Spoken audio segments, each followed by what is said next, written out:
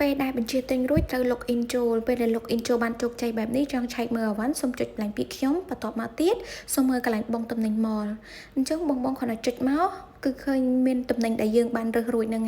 ហើយចង់ដឹងថាតំណែងដែលរើសរួចហ្នឹងតំណែងណាខ្លះដែលមិនទាន់បង់ប្រាក់តំណែងណាខ្លះបានទិញជោគជ័យសូមមើលកន្លែងអក្សរទូចមួយហ្នឹងគឺរងចាំការទូទាត់បានន័យថាតំណែងហ្នឹងអត់ទាន់ទូទាត់ដល់ឡើយទេពេលតំណែងហ្នឹងទូទាត់បានជោគជ័យរងចាំការដឹកជញ្ជូនពេលតំណែងហ្នឹងបានដល់ឃ្លាំងនៅប្រទេសចិនគេនឹងអាប់ដេតអក្សរថាតំណែងនៅឃ្លាំងប្រទេសចិនដល់ឃ្លាំងប្រទេសចិនហើយគេនឹងផ្ញើចេញហើយអញ្ចឹងបងអាចតាមដានកន្លែងពាក្យមួយទៀតគឺខ្ញុំបាទអញ្ចឹងតំណែងដែលបានផ្ញើចេញមកខ្មែរគឺឆែកកន្លែងខ្ញុំបាទហ្នឹងនឹងឃើញហើយគេដាក់ថានៅក្នុងឃ្លាំងបានន័យថាមកដល់ហើយបើសិនជាគេដាក់ពាក្យថានឹងមកដល់នឹងបានន័យថាតំណែងផ្ញើចេញប៉ុន្តែមិនទាន់មកដល់ហើយគេមានថ្ងៃខែបញ្ជាក់នៅលើនឹងស្រាប់ទៀតអញ្ចឹងឧទាហរណ៍ថាកន្លែងនេះគេដាក់ចិនថ្ងៃទី25រាជធានីភ្នំពេញសវណ្ណាបានន័យថាខាងចិនផ្ញើថ្ងៃទី25តំណែងមកដល់ឃ្លាំងថ្ងៃទី31ហើយចង់ឆែកលម្អិតគ្រាន់ចុចត្រេកន្លែងនឹងមកយើងអាចផ្ទៀងបានហើយថាលេខកូដអវណ្ណាយើងមកដល់និងលេខកូដអវណ្ណាមិនទាន់មកដល់អញ្ចឹងបងងាយស្រួលឆែកមែនតើនៅក្នុងហ្នឹងគេមានដាក់លម្អិតជូន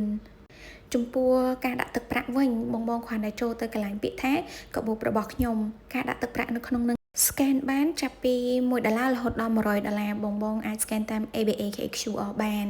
តែទៅជាមួយនឹងអវ៉ាន់យើងចង់ទិញបន្ថែមវិញគ្រាន់តែចុចចូលកន្លែងរូបកាមេរ៉ាហ្នឹងទៅបងគ្រាន់ចុចកន្លែង from photo នេះដើម្បី search មើលអវ៉ាន់ចង់ទិញបន្ថែមអញ្ចឹងចង់ទិញអវ៉ាន់ណាមួយគ្រាន់តែ scan ចូលមកឧទាហរណ៍ថាចង់បានអាវនេះមួយ scan មកនឹងចេញអវ៉ាន់ហ្នឹងឲ្យបងមើលហើយយើងឃើញថាមិនក៏អវ៉ាន់នឹងដូចគ្នាតែតម្លៃខុសគ្នាសូមចុចលើរូបអវ៉ាន់នឹងសិនដើម្បីដឹងណា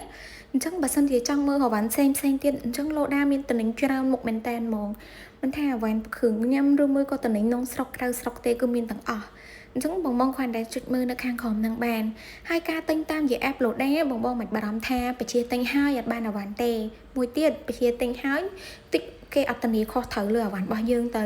បើទិញអវ៉ាន់ហើយអត់បានអវ៉ាន់នឹងគឺគេធានាចេញ100%ឲ្យវិញ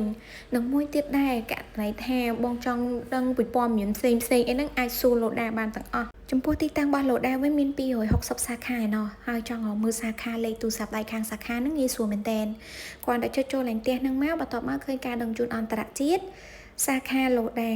ចុចចូលនៅខាងលើនឹងមកយើងកំណត់មើលថាខេត្តឬមួយក៏ក្រុងដែលយើងរស់នៅសិនឧទាហរណ៍នៅរាជធានីយើងចង់រកមើលតើនៅភ្នំពេញមានសាខាប៉ុន្មានអញ្ចឹងឧទាហរណ៍ Eon មួយអញ្ចឹងទៅបងចង់បានជា Google Map គ្រាន់ចុចចូលលើនឹងមកហើយយើងក៏ Google Map ចង់បានលេខខាងសាខាគ្រាន់ចុចលើទូរស័ព្ទនឹងមកបងឃើញលេខសាខាហើយអាចតាក់ទងទៅបានហើយអញ្ចឹងងាយស្រួលមែនតើ